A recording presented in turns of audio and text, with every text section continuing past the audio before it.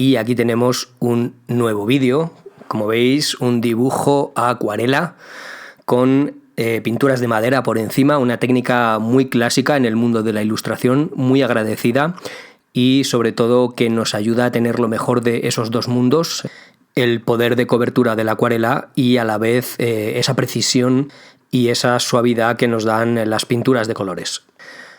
Los que me seguís ya sabéis que normalmente prefiero empezar mis ilustraciones dibujando con mancha si la técnica lo permite, pero en este caso, bueno, la acuarela es una técnica que no domino del todo y que además es bastante delicada y en la que es bastante difícil corregir algunos errores, por lo tanto voy a empezar con un dibujo de base.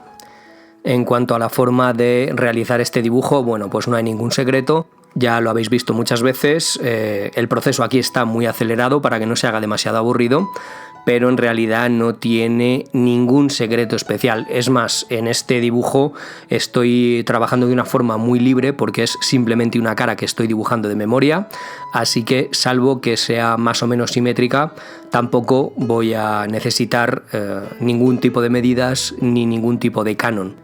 Eso sí, como siempre, recordar algunas cosas básicas, y es que cuando hagáis un dibujo a lápiz, especialmente si es la base de una técnica tan transparente como pueda ser la acuarela, deberíais utilizar líneas muy suaves que os permitan hacer correcciones sin borrar demasiado, porque como ya he explicado alguna vez, las gomas de borrar siempre dejan un poco de esa grasilla con la que están hechas por el material con el que se hace, y a veces pueden dejar un poquito de rastro cuando estamos dibujando encima. Especialmente lo vamos a notar con el lápiz, pero también corremos el riesgo de que la acuarela no agarre bien en esa zona del papel si hemos abusado de la goma y nos deje pues algún corte o alguna mancha totalmente indeseada, por supuesto.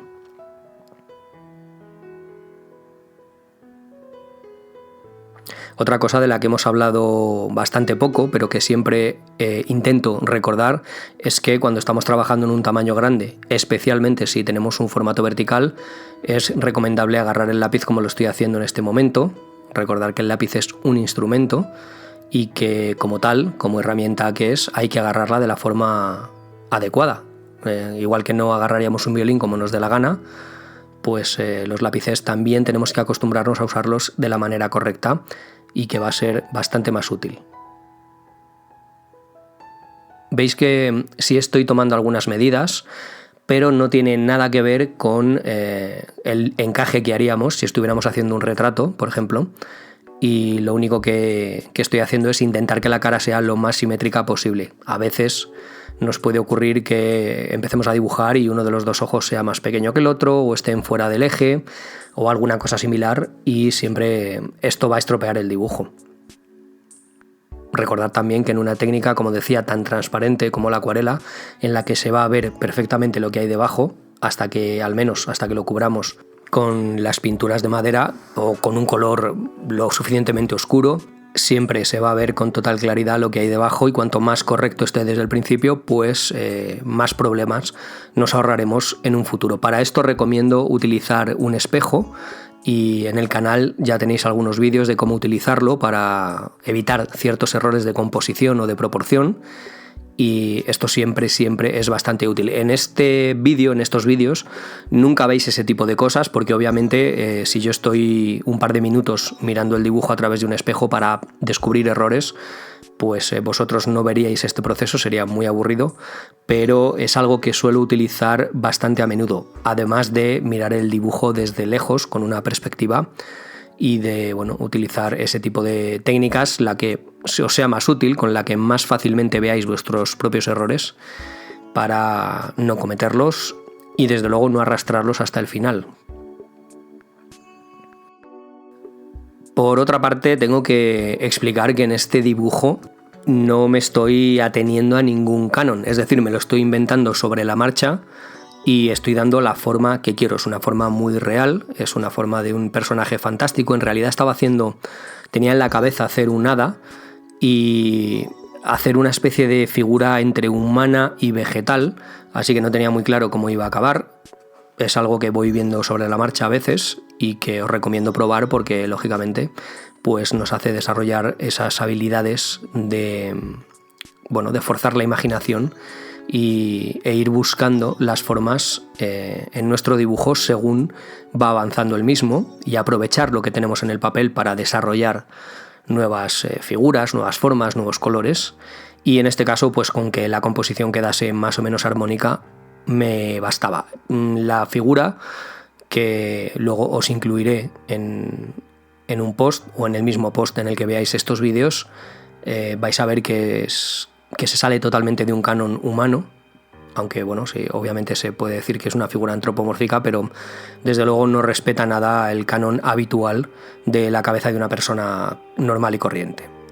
Lo bonito del dibujo fantástico es esto, que podemos saltarnos las normas y que mientras el resultado sea agradable o sea lo que buscamos, pues la cosa quede bien. Otra cosa que hay que tener en cuenta es que a pesar de que nos estemos saltando el canon en cuanto a las proporciones, la anatomía tiene unos puntos comunes que tenemos que respetar, y por supuesto la composición en cuanto a la luz y el color pues es común a cualquier forma que nos inventemos. No podemos inventarnos las sombras y no podemos inventarnos los colores de la manera que nos dé la gana, sino que esto sí tiene que seguir unas reglas.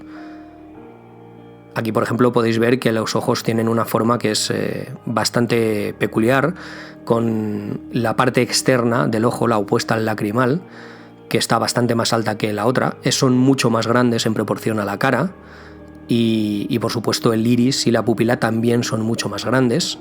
Pero para que el ojo tenga una relación que podamos entender, pues tiene que tener los párpados en su sitio, independientemente del tamaño que tengan. La iluminación del iris y de la pupila tiene que ser la que tiene que ser, y creo que tengo que recomendaros el vídeo de la anatomía del ojo, que espero que hayáis visto ya, si no ir corriendo a verlo, porque es muy interesante, porque como ya sabéis, la iluminación del ojo tiene bastantes particularidades que hay que respetar para que estos rasgos fantásticos que nos estamos inventando parezcan eso, rasgos fantásticos y no simplemente rasgos mal hechos, que es un error en el que podemos caer muy fácilmente todos, incluidos los que tenemos más experiencia. Es bastante curioso porque normalmente yo ya no dibujo demasiado a línea, salvo que quiera hacer retratos de personas bastante estrictos, y aún así no es que dibuje a línea, sino que cuando dibujo a lápiz dibujo grandes masas, grandes formas, y el dibujo no se ve tan detallado, tan de estilo cómic, podríamos decir, como este. Pero bueno, en este caso es una exigencia, así que hay que saber adaptarse. Veis que voy marcando algunas zonas de los pómulos o la frente. No lo estoy marcando demasiado porque en realidad en esta parte del dibujo no tenía muy claro lo que iba a hacer. Simplemente eran unas formas generales. En un principio pensaba hacer una cabeza como saliendo de una flor o de algo así, pero bueno, luego acabó de una manera bastante diferente, como ya habéis visto. Pero bueno, simplemente estoy buscando las formas por donde quiero que discurra la forma global de este dibujo, simplemente indicándolas, sin llegar a detallarlo demasiado. Esto, por supuesto, me permite pues luego incluir modificaciones y tomar ciertas decisiones sobre la marcha, improvisar, dependiendo de cómo nos vaya quedando el dibujo, y bueno, pues así podemos llegar a hacer cosas bastante curiosas.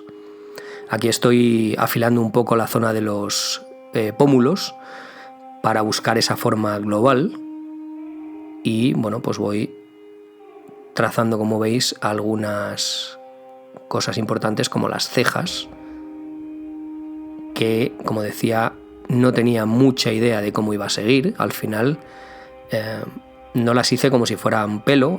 En un principio había pensado hacerlas como si fueran nervios de hojas, pero luego las hice como si fueran pequeñas briznas de hierba, que me pareció mucho más lógico para unas cejas, si estamos hablando de un ser hecho de vegetales.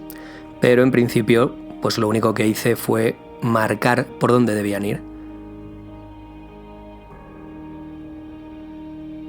Otra cosa que quiero recalcar es que, como habéis visto, mejor dicho, como estáis viendo ahora, agarro el lápiz de esta manera, que es la más práctica cuando trabajamos, como ya he dicho antes, en este formato, pero a medida que vamos haciendo los detalles más pequeños, vamos acercándonos más a la punta del lápiz y lo vamos agarrando de una manera más parecida a la que utilizamos cuando escribimos, que es la forma más precisa cuando estamos haciendo pequeños detalles. Tenéis que acostumbraros a agarrar el lápiz de ambas maneras. También es bastante infrecuente que yo utilice un lápiz para dibujar. Los que seguís el canal de YouTube, que creo que seréis todos, habéis visto que yo suelo utilizar un portaminas y saco las minas muchísimo, y esto en parte es para que el instrumento, el lápiz, sea lo más largo posible, que nos da mucha precisión a la hora de trabajar en tamaños grandes, y de paso forzarme a no hacer demasiada presión con la mina, porque yo suelo cometer el error de apretar demasiado al principio y cerrarme así muchas puertas a la hora de poder corregir los dibujos cuando voy avanzando en ellos. Cuando estamos trabajando con acuarela, como en este caso, o vamos a trabajar, mejor dicho, con acuarela, conviene, primero, no marcar demasiado el lápiz, a menos que sea una zona donde después vayamos a meter muchísimo pigmento. En este caso, con las pinturas de madera, no vamos a tener problemas en corregir más adelante y en tapar algunos errores que cometamos al principio, tanto de forma como de color, hasta cierto punto. Pero aún así conviene solamente indicar por dónde queremos dibujar y no marcarlo demasiado como si fuéramos a hacerlo, por ejemplo, posteriormente con tinta. Tampoco conviene sombrear cuando estamos haciendo este tipo de dibujos, simplemente indicar un poco cuál es la zona más oscura, pero no poner demasiado grafito en el papel, porque el grafito está hecho con un tipo de ceras y siliconas, y esto repele el agua, con lo cual a la hora de trabajar con acuarela pues nos puede hacer que el pigmento no agarre de forma regular y bueno, quede bastante feo. Como decía, como voy a hacer retoque luego con pinturas de madera, no hay mucho problema, pero en realidad el dibujo que estáis viendo no está tan oscuro, y lo digo oscuro entre comillas porque ya sé que vosotros en pantalla lo veis bastante claro, pero aún así tened en cuenta que yo he subido un poquito el contraste, con lo cual lo que hay realmente en el papel es muy muy claro, es simplemente una indicación de lo que estoy haciendo. He tenido que subir, como decía, un poquito el contraste porque si no, no veríais nada, pero tened en cuenta que yo estoy trabajando con un lápiz HB y apretando muy muy poquito para que prácticamente no se vea. Aquí veis que las pestañas las estaba haciendo como si fueran ramitas al principio, pero después lo cambié sobre la marcha porque me pareció muchísimo más interesante hacer pequeñas hojas. En el dibujo original lo podéis ver. Bueno, en el dibujo original no, en la copia digital que os he mandado, que es una fotografía. Y bueno, me pareció mucho más interesante. Este son el tipo de cosas que se te van ocurriendo sobre la marcha y que la verdad que pueden enriquecer mucho el dibujo.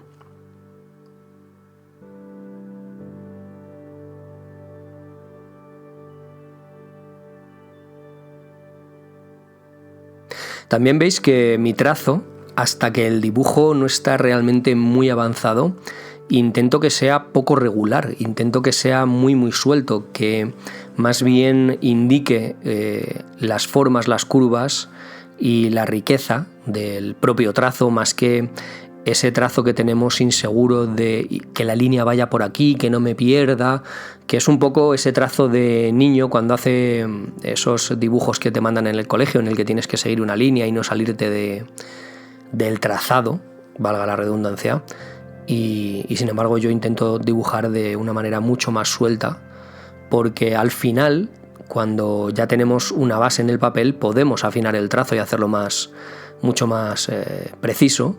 Pero en un principio no hay que intentar atarse al trazo, no hay que intentar que todo salga perfecto a la primera. De hecho, nunca va a salir perfecto a la primera y hay que estar abierto a correcciones, y creo que eso da mucha riqueza al dibujo, porque luego cuando tenemos diferentes líneas podemos aprovechar las que más nos interesen, pero si desde el principio intentamos ser muy muy precisos, y no me refiero a las medidas, a la composición o al encaje, sino a la precisión propia de la línea, es decir, que la línea no tenga que ir milimétrica exactamente por donde queremos que vaya, creo que el dibujo va a ser mucho más interesante y nos vamos a equivocar menos, porque si lo hacemos o lo intentamos hacer desde el principio muy regular, nos vamos a atar demasiado a ese trazo y luego nos va a costar mucho corregir, y corregir es algo que es inherente al proceso del dibujo. Yo no conozco a nadie que haga todo perfecto a la primera. hay que trabajar con aproximaciones. Aquí veis que en este lado ya he empezado a hacer esas hojitas. Me parece mucho más interesante, me parece que son unas pestañas como mucho más sensuales y mucho más llamativas que hacer simples ramitas. Las ramitas quizás serían más adecuadas para un personaje masculino, unas pestañas más llamativas, más parecidas a quizá a raíces, y bueno, quizá para un monstruo o para un personaje con menos belleza que esta chica que voy a hacer sería más adecuado, pero bueno, en este caso creo que estas pequeñas hojas van a quedar mucho más interesantes. Sigo insistiendo en que estoy dibujando de memoria, y esto hay que tenerlo en cuenta porque tenemos que intentar que la forma de lo que estamos haciendo sea la lógica, es decir, ver cómo, o imaginar, perdón, cómo unas hojas se montarían encima de las otras y bueno, cómo quedaría de una forma armónica todo esto. Por supuesto, la experiencia aquí tiene muchísimo que decir, pero si nos fijamos en la propia naturaleza y si pensamos un poquito con lógica, pues nos damos cuenta de que hay ciertas formas de ordenar este tipo de cosas que nunca nos vamos a encontrar, por supuesto. Nunca vamos a poder ir a retratar un hada al campo, aunque sería muy chulo, pero no lo vamos a poder hacer, así que hay que intentar que no nos choque nada demasiado, es decir, que por muy fantástico que sea el elemento y por muy fuera del ordinario que esté, tiene que guardar una cierta lógica dentro del mundo de la física, de las leyes físicas. Y esto, bueno, pues simplemente pues eso, utilizando un poquito la lógica, parándose a pensar cómo podría ser este tipo de cosas, pues no lo podemos encontrar aquí. En realidad veis que las hojitas salen en la misma disposición en la que salen nuestras pestañas, que están alineadas y que simplemente unas pues tapan a las otras. Es muy bonito el dibujo, fantástico, y nos permite desarrollar mucho nuestra imaginación y nuestras habilidades como artistas.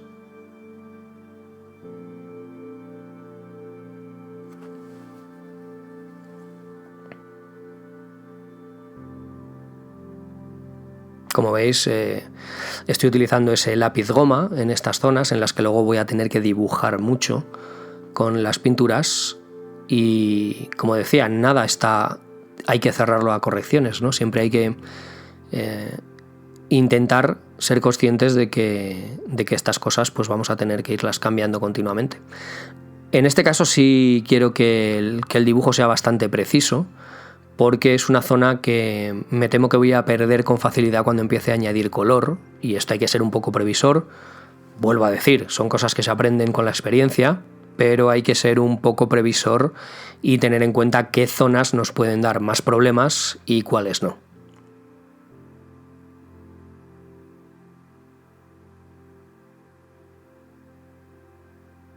Hay ciertos tipos de goma que no manchan, que se pueden utilizar con total tranquilidad mientras el papel aguante. Una es la goma moldeable, que ya todos conocéis, que es esa goma que parece plastilina, y otras son estos lápices goma, que en realidad se pueden usar sin ningún problema. Yo lo he comprobado varias veces y la verdad que no manchan nada el papel, pero en general hay que tener cuidado con las gomas de borrar, probarlas mucho antes, y sobre todo cuidado con esas gomas escolares que utilizamos muchas veces creyendo que todas las gomas son iguales, cuando realmente no es así.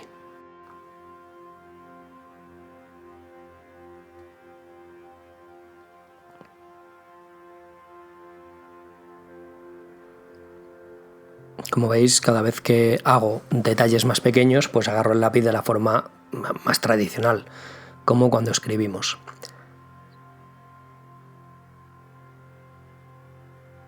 También veis que muchas veces utilizo la goma para dibujar en negativo, como cuando hago un dibujo a lápiz muy acabado, y aquí simplemente estoy aprovechando esos trazos más claros que he hecho con la goma pues para sacar esas pequeñas hierbecillas que van a ser las cejas. Las cejas son extraordinariamente gruesas para si fuera una mujer, pero en este caso, como son hierbecitas, pues la verdad que creo que van a quedar bastante bien y no van a restar feminidad a nuestra hada o nuestro genio o lo que sea esta criatura del bosque. También veis que empiezo a hacer la pupila y que trazo un poco la sombra que proyectarían, no me salía la palabra, que proyectarían estas pequeñas pestañas hojas que sobre el ojo. Esto hay que tenerlo en cuenta. Y ahora sí estoy empezando a añadir algunos detalles pues vegetales, como por ejemplo el nervio de una hoja, que me parecía que quedaba bastante bien si salieran del ojo. Un poco siguiendo la trayectoria que seguiría, por ejemplo, una lágrima que cayera por la mejilla. Y bueno, me gustó el detalle, aunque en realidad no estaba pretendiendo hacer que parecieran lágrimas, sino simplemente que se viera eso, un toque vegetal. Pero bueno, creo que era un buen sitio para ponerlas. En principio pensé prolongar los lacrimales de los ojos, pero me parecía que quedaban demasiado cerca, así que bueno, al final quedó de esta manera.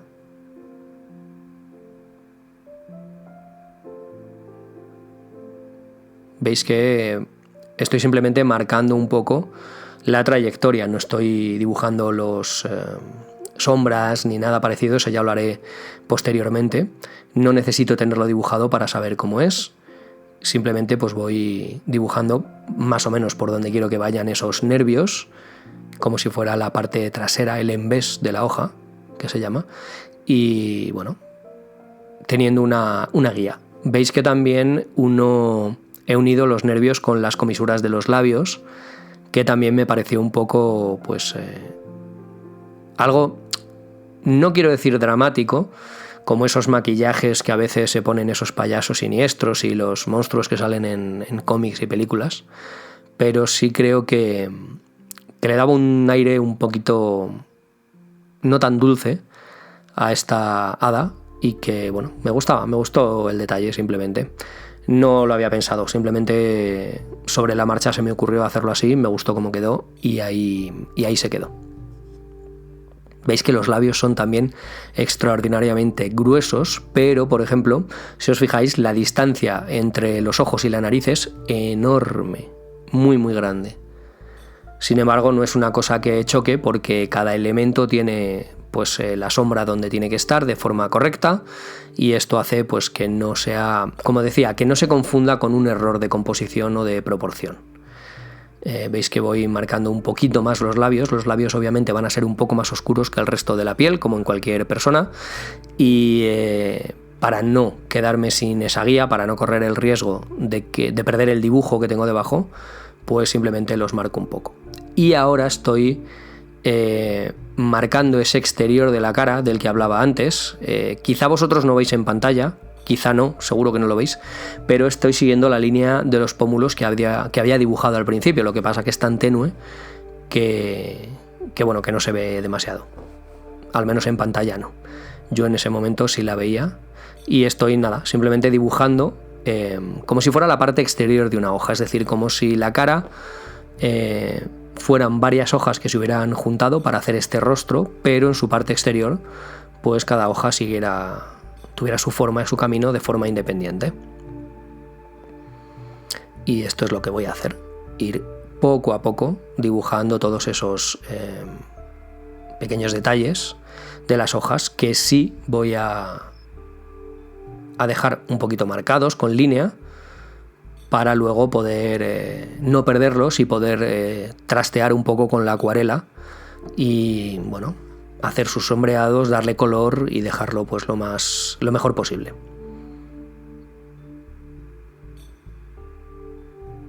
No tiene demasiado misterio, como podéis ver, simplemente es pues estudiar cómo son las hojas o algún tipo de hojas de algún árbol. Realmente no sé de qué hojas, a qué árbol pertenecía este tipo de hojas, simplemente busqué hoja en internet y la que me gustó pues empecé a dibujarla. Normalmente aquí no lo veis, pero yo tengo mi iPad, cuando dibujo en tradicional lo tengo al lado en el caballete y busco las referencias ahí para tenerlas cerca.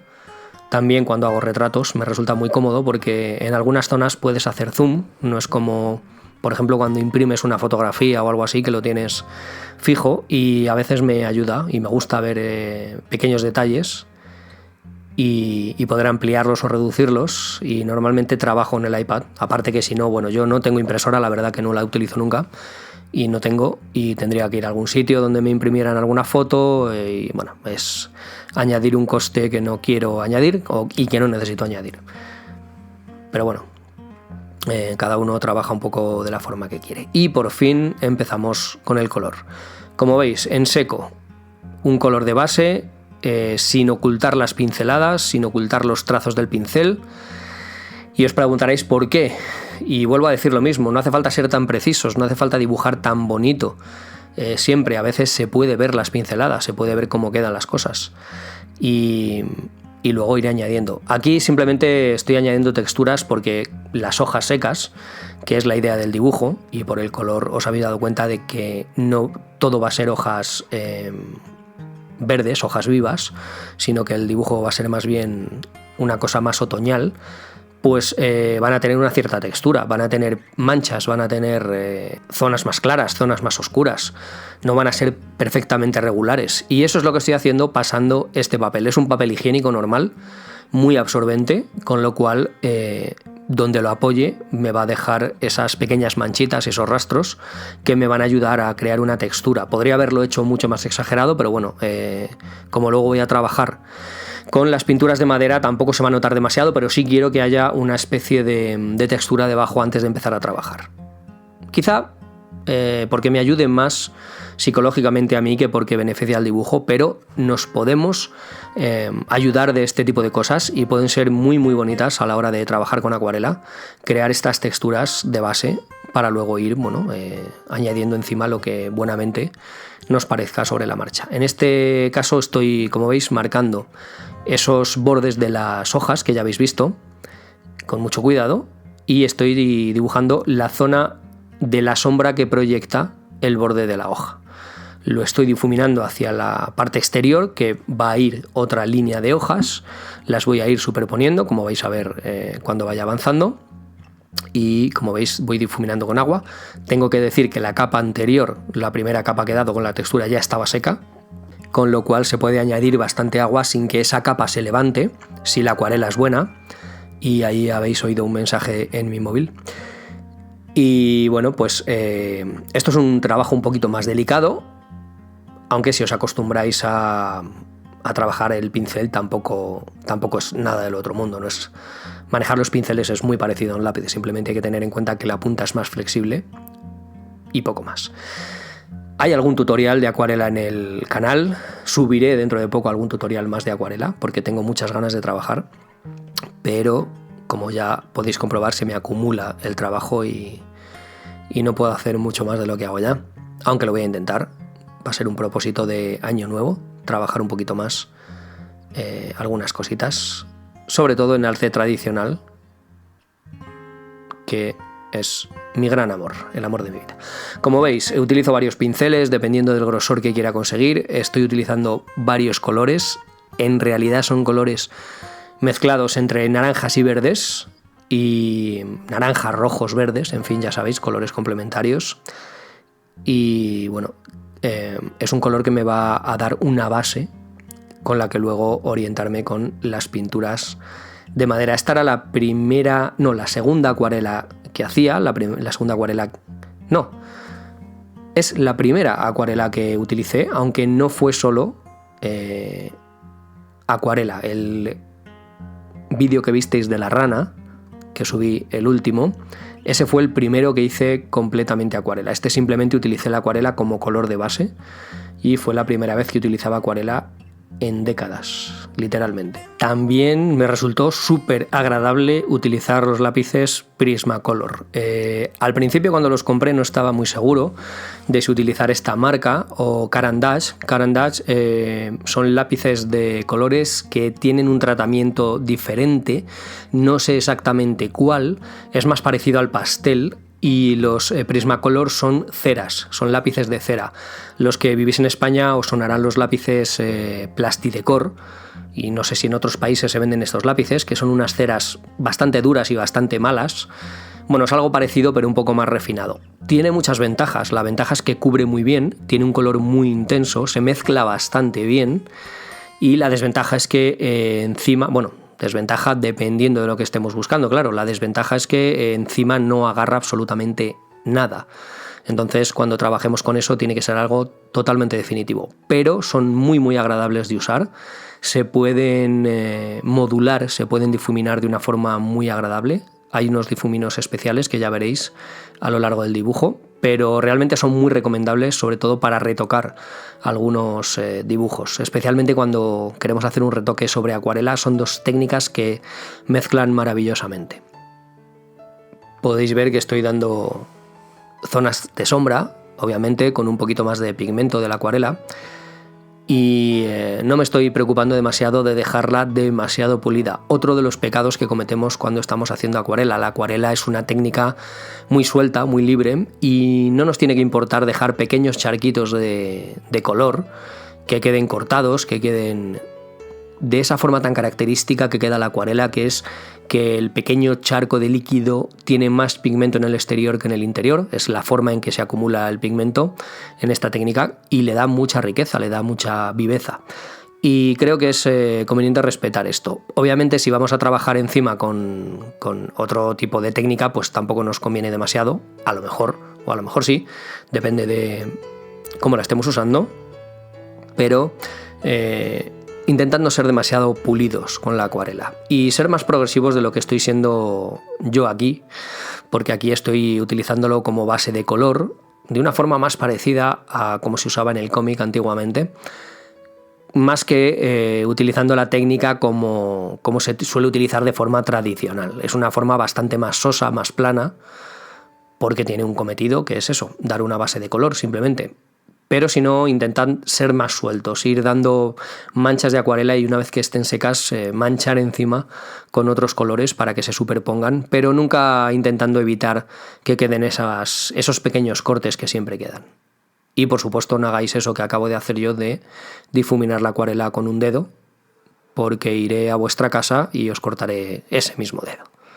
No, es una cosa que en serio no debéis hacer. Yo es que soy muy guarro trabajando a veces, pero yo me lo puedo permitir porque llevo muchísimos años siendo muy guarro, así que ya sé cómo superarlo. Veis que, bueno, pues voy dando pigmentos progresivamente, no tan progresivamente como debiera, pero sí bastante progresivamente y con mucho cuidado.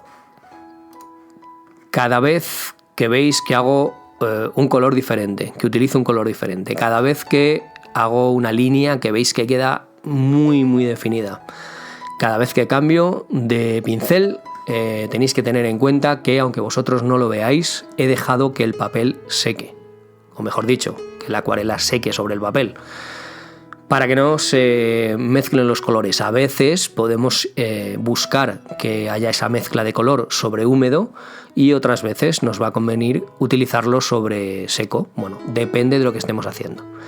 Cuando cambio de color me gusta que no se mezclen sobre el papel húmedo porque el resultado es más impredecible que si tenemos el color ya seco por debajo. Veis que en principio, y lo estoy haciendo ahora mucho, voy dando ciertos toques de color y después los difumino bien con el pincel húmedo, bien con el mismo pincel modulando la presión, igual que haríamos con un lápiz, aunque esto es bastante más complicado de hacer, o bien mojando un poquito el pincel y degradando. Esto último suele ser bastante menos eficaz. Cuando difuminamos con agua sobre húmedo, corremos el riesgo de que la cosa no vaya demasiado bien, porque el agua, bueno, el papel la absorbe y digamos que es la forma menos, ¿cómo diría yo?, controlable de que la acuarela difumine, a menos que lo tengáis muy controlado. Entonces intentar, sobre todo, no insistir, dar un pequeño toque y ver si la acuarela se difunde por ella misma, porque se extiende a través de la humedad del papel, y si no, pues intentad no insistir demasiado y hacerlo más en seco. También podemos utilizar el pincel en seco, en lugar de dar mucha cantidad de agua, secarlo en un trapo y utilizar la acuarela como si fuera lápiz, simplemente frotando sobre el papel.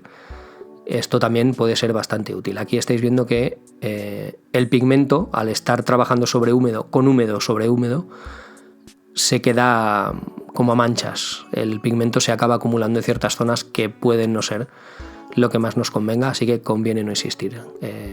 Pequeña corrección con papel, cosa que tampoco es lo más adecuado, pero si lo hacemos con cuidado, pues podemos arreglar algo, pero corremos el riesgo de equivocarnos mucho más de lo que ya lo habíamos hecho. La acuarela es un medio muy delicado, y hay que hacerlo de forma muy segura. Es decir, pensar muy bien antes lo que vamos a hacer, cómo lo vamos a hacer, y después dar los trazos, porque nos puede pasar esto que me ha pasado a mí.